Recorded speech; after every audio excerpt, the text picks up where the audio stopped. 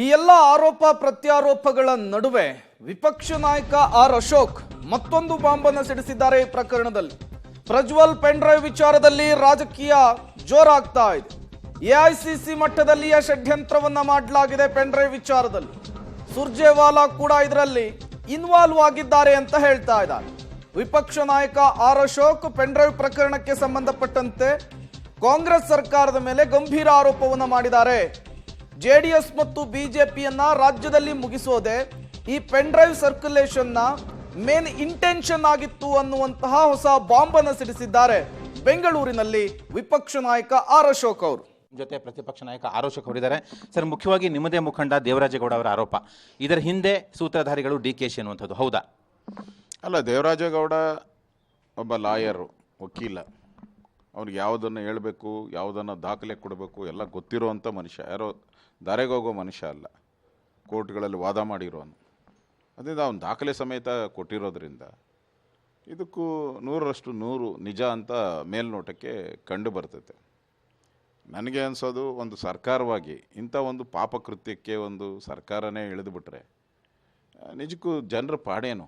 ಯಾವ ಹೆಣ್ಣು ಮಕ್ಕಳ ಮಾನ ರಕ್ಷಣೆ ಮಾಡಬೇಕಾಯಿತು, ಆ ಹೆಣ್ಣು ಮಕ್ಕಳದ ಇದನ್ನೆಲ್ಲ ತೊಗೊಂಡೋಗಿ ನೀವು ಹಂಚೋ ಅಂಥದ್ದು. ಲಕ್ಷಾಂತರ ಪೆನ್ ಡ್ರೈವ್ಗಳನ್ನು ಮಾಡಿ ಆ ಲಕ್ಷಾಂತರ ಪೆನ್ ಡ್ರೈವ್ ಹಂಚೋಕ್ಕೆ ಬೇಕಾಗೋದು ಒಂದು 60-70 ಲಕ್ಷ ದುಡ್ಡು ಬೇಕು. ಅದನ್ನು ಕೊಟ್ಟವ್ರು ಯಾರು?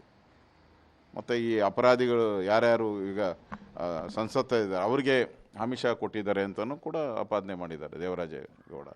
ಅದೇ ಇವೆಲ್ಲವನ್ನು ನೋಡ್ತಾ ಇದ್ದಾರೆ. ಇದರಿಂದ ಒಂದು ಷಡ್ಯಂತ್ರ ಅಡಗಿದೆ. ಈಗ ಪ್ರಜ್ವಲ್ ರೇವಣ್ಣ ತಪ್ಪು ಮಾಡಿದೆ, ಶಿಕ್ಷೆ ಆಗಬೇಕು, ಅದರಲ್ಲಿ ಎರಡು ಮಾತಿಲ್ಲ. ಆದರೆ ಇಲ್ಲಿ ರೇವಣ್ಣ ಅವ್ರನ್ನ ಸಿಕ್ಕಿಸುವಂಥ ಪ್ರಯತ್ನವನ್ನು ಸರ್ಕಾರ ಯಾವ ರೀತಿ ಎಣೆದಿದೆ, ಒಂಥರ ಜೇಡರ ಬಲೆ ರೀತಿ ಎಣೆದಿದೆ. ಹೋಗಿ ಸಿಕ್ಕಾಕೊಂಡೇಬೇಕು ಆ ಥರದ ಒಂದು ಜೇಡರ ಬಲೆ ವ್ಯವಸ್ಥೆಯನ್ನು ಮಾಡಿ ರೇವಣ್ಣ ಅವ್ರನ್ನ ಅಪರಾಧಿ ಸ್ಥಾನದಲ್ಲಿಟ್ಟು ಇವತ್ತು ಜೈಲಿಗೆ ಕಳಿಸೋವಂಥ ಒಂದು ಹೀನ ಕಾರ್ಯವನ್ನು ಸಿದ್ದರಾಮಯ್ಯನವರ ಸರ್ಕಾರ, ಇಡೀ ಕ್ಯಾಬಿನೆಟ್ ಮಾಡಿದೆ. ಅಂದರೆ ಇವತ್ತು ಅಪರಾಧಿ ಸ್ಥಾನದಲ್ಲಿ ಕಾಂಗ್ರೆಸ್ ಪಾರ್ಟಿ ನಿಂತಿದೆ.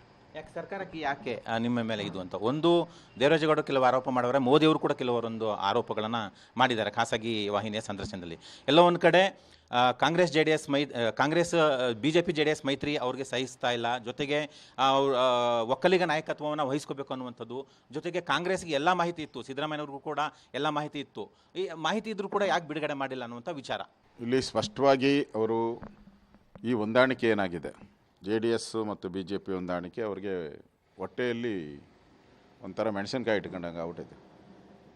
ಅವ್ರ ಜೊತೆ ಅವ್ರು ಬರ್ತಾರೆ ಅಂತ ತಿಳ್ಕೊಂಡಿದ್ರು. ಹಿಂದೆ ಅವ್ರ ಜೊತೆ ಸರ್ಕಾರ ಮಾಡಿದರು, ಅಲಯನ್ಸ್ ಮಾಡ್ಕೊಂಡು ನಮ್ಮ ಜೊತೆನೇ ಉಳಿತಾರೆ ಅವರು ಅನ್ನೋದು ತಿಳ್ಕೊಂಡಿದ್ರು. ಯಾವಾಗ ಅವರು ಬಿ.ಜೆ.ಪಿ ಜೊತೆ ಬಂದರು, ಅದಕ್ಕೆ ಅವರಿಗೆ ಒಂಥರ ಹೊಟ್ಟೆ ಉರಿ ಶುರುವಾಗಿದೆ. ಮತ್ತು ಮುಂದಿನ ದಿನಗಳಲ್ಲಿ ಎರಡೂ ಪಾರ್ಟಿ ಒಂದಾದರೆ ಇಲ್ಲಿ ಕರ್ನಾಟಕದಲ್ಲಿ ನಮ್ಗೆ ಉಳ್ಗಾಲ ಇಲ್ಲ. ಅದಕ್ಕೋಸ್ಕರ ಇವ್ರನ್ನ ದೇವೇಗೌಡರ ಕುಟುಂಬವನ್ನು ಮಾನ ಮರ್ಯಾದೆ ಹರಾಜು ಹಾಕಿದ್ರೆ ನಾವು ಬಾಳೋಕ್ಕೆ ಸಾಧ್ಯ ಅಂತ ತಿಳ್ಕೊಂಡು ಇಡೀ ಸರ್ಕಾರನೇ ಈ ಥರ ಒಂದು ಪೆನ್ ಡ್ರೈವ್ ತಯಾರು ಮಾಡಿ ಅದನ್ನು ಪ್ರಾಯೋಜಿತ ಮಾಡಿ ಅದನ್ನು ಹಂಚಿ ಅವ್ರ ಮೇಲೆ ಏನು ಕೇಸ್ ಹಾಕ್ದಂಗೆ ಯಾರು ಹಂಚಿದ್ರು ಅವರು ದೊಡ್ಡ ಅಪರಾಧಿಗಳು ಇವತ್ತು. ಯಾಕಂದರೆ ಹೆಣ್ಣು ಮಕ್ಕಳ ಮಾನ ಮರ್ಯಾದೆಯನ್ನು ಬೀದಿಗಳಲ್ಲಿ ಹಂಚಿದ್ದಾರೆ. ನಿಮಗೆ ಈಗ ನೀವೇ ಕ್ಲೇಮ್ ಮಾಡ್ತಾ ಇದ್ದೀರಾ, ಸರ್ಕಾರದ ಚಿತಾವಣೆ ಇದೆ, ಮುಖ್ಯಮಂತ್ರಿಗಳು ಡಿ.ಕೆ.ಶಿ ಅವರ ಚಿತಾವಣೆ ಇದೆ, ಅವರೇ ಸೂತ್ರಧಾರಿಗಳು ಪೆನ್ ಡ್ರೈವ್ ಹಂಚಿಕೆ ಅಂತ.